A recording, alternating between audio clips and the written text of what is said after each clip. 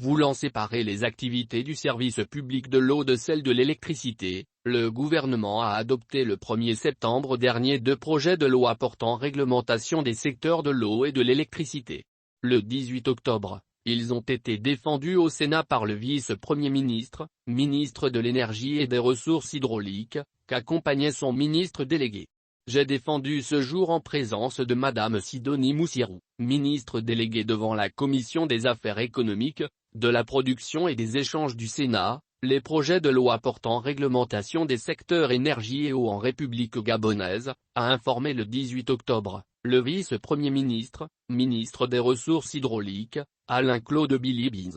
Les 2 projets de loi avaient été approuvés par le gouvernement lors du Conseil des ministres du 1er septembre avant d'être transmis au Parlement pour examen et adoption éventuelle. D'où le passage des ministres concernés à la Chambre haute du Parlement. Entrant dans le cadre global de la réforme de ces secteurs, les 2 projets de loi visent à doter notre pays d'une législation en phase avec les évolutions intervenues tant au Gabon qu'ailleurs dans le monde, tout en garantissant les grands principes inhérents aux activités de production, de transport et de distribution de l'eau potable et de l'énergie électrique, a expliqué Alain-Claude Bilibis.